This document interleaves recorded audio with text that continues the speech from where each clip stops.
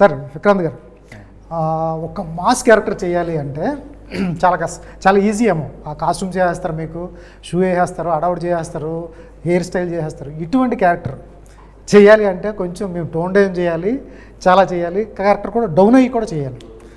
Mass character చేయటం ఈజీయా, ఇటువంటి character చేయటం ఈజీయా? మామూలుగానే అంటారు ఇండస్ట్రీలో అన్ని ఎమోషన్స్ కంటే comedy is the toughest emotion to do out on screen అంటారు యాక్చువల్గా. సో మాస్ హీరో అనేది వాళ్ళ కష్టాలు వాళ్ళకు ఉంటాయి. బట్ ఈ రోల్లో ఎస్పెషల్లీ ఏంటంటే జస్ట్ కామెడీయే కాదు, కామెడీ తర్వాత ఆ స్ట్రెస్, ఆ టెన్షన్, ఆ తర్వాత ఆ సాడ్నెస్, చాలా యాంగిల్స్ ఉన్నాయన్నమాట. సో చూపించడం అనేది డెఫినెట్గా ఇట్స్ ఎ ఛాలెంజ్. సో ఆ ఛాలెంజ్కి తగ్గ హోంవర్క్ చేసాము. మా డైరెక్టర్ గారు బాగా గైడ్ చేశారు.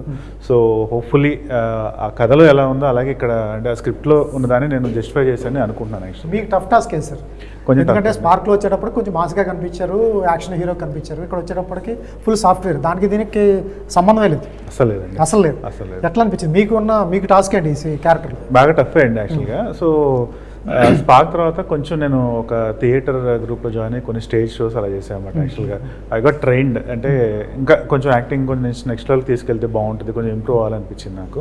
సో ఒక 6 months జర్నీ చేశాను. కొన్ని పాండిచేరిలోని ఆదిశక్తి గ్రూప్లో కొన్ని క్లాసెస్ తీసుకున్నాను, ఒక 2-3 థియేటర్ గ్రూప్స్లో జాయిన్ అయ్యాను. సో కాన్పూర్, ఢిల్లీ, కల్కట్టా అట్లాంటి డిఫరెంట్ ప్లేసెస్కి వెళ్ళి షోస్ చేసేవాళ్ళం యాక్చువల్గా. సో ఆ ప్రాసెస్లో కొంచెం ఒక కంఫర్ట్ వచ్చింది. అండ్ ఈ క్యారెక్టర్కి ఎస్పెషల్లీ బాగా అంటే హోంవర్క్ చేసాము. స్పార్క్ లుక్ నేను ఫస్ట్ రోజు వెళ్ళినప్పుడే డైరెక్టర్ గారు చెప్పారు, నాకు ఈ లుక్ వర్కౌట్ అవ్వదు, I want you to be Chaitanya, ఒక మిడిల్ క్లాస్ సాఫ్ట్వేర్ ఇంజనీర్.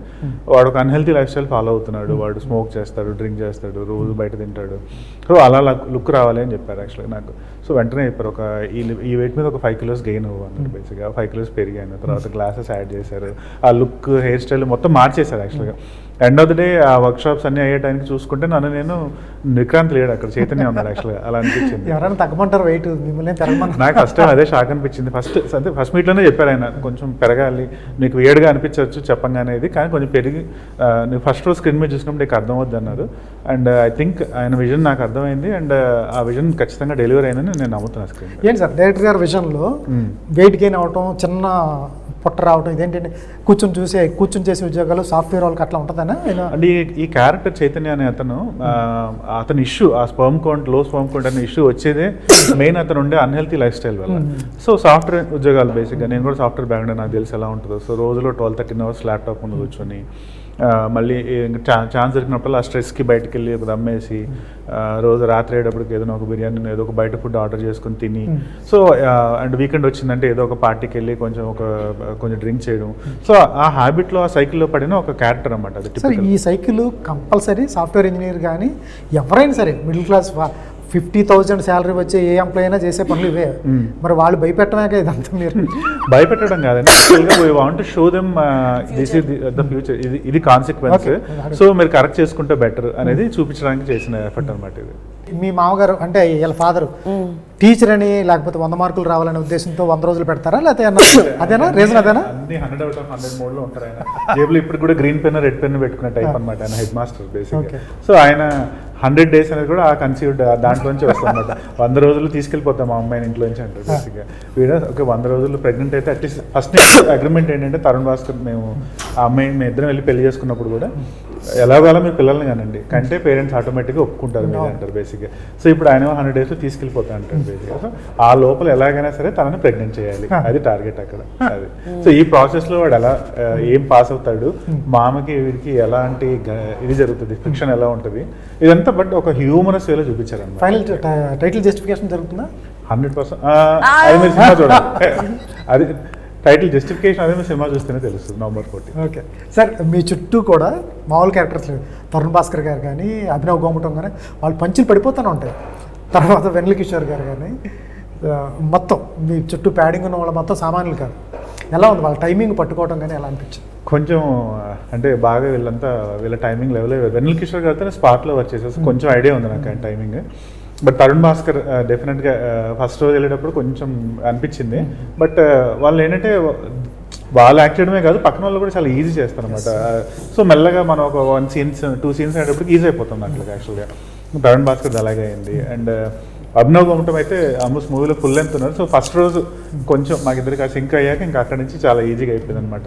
అంటే జస్ట్ ఇన్ జనరల్ మాకు ఏజ్ గ్రూప్స్ ఇదంతా మ్యాచ్ అవుతాయి కాబట్టి జస్ట్ లిటరల్గా రియల్ ఫ్రెండ్స్ లాగే ఎలా ఉంటుంది బేసిక్గా ఆ కాన్వర్సేషన్ ఎలా ఉంటుంది అలా క్యారీ అయిపోయింది.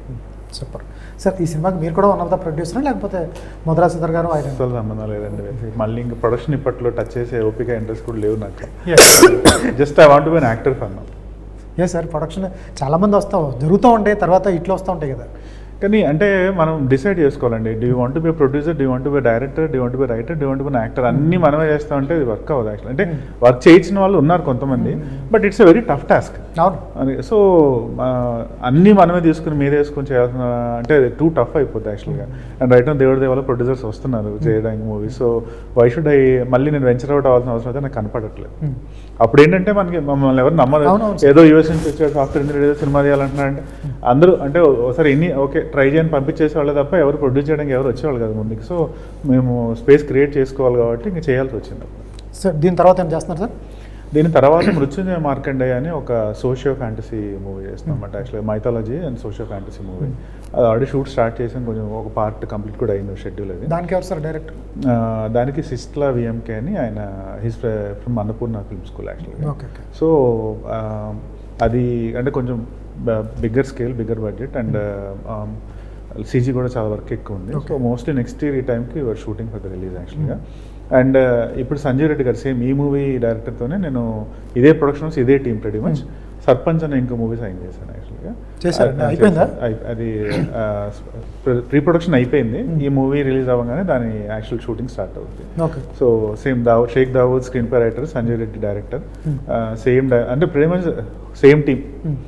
దాంతో ఆవిడ లేరు యాక్చువల్గా. ఆవిడ ఉంటే బాగుండేది చెప్పాలంటే. మనిషి ఇంకా చాలా ఈజీగా ఉండేది.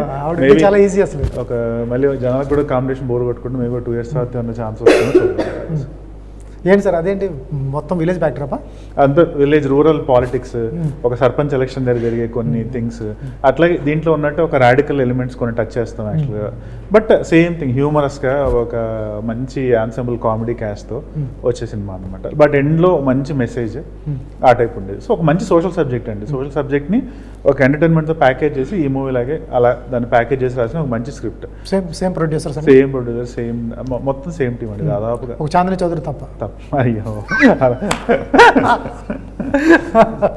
సరే విక్రాంత్ గారు, ఫైనల్ ఇవాళ సినిమా చూసే విధానం మారిపోయింది ఆడియన్స్. ఎందుకంటే గతంలో చూస్తే ప్రమోషన్స్ అన్ని ఎంతున్నా కూడా ఇవాళ టీజర్ ఎగ్జైట్ చేయాలి, ట్రైలర్ ఎగ్జైట్ చేయాలి, పోస్టర్స్ మీరిద్దరు చేసిన మీమ్స్ లాంటివి అటువంటి ఎగ్జైట్ చేయాలి. ఇది చేస్తే తప్ప ఆడియన్స్ థియేటర్ రప్పించడం చాలా కష్టం. అది పెద్ద హీరోతో సహా, అది పెద్ద హీరో కూడా వర్తిస్తుంది, మీకే కాదు.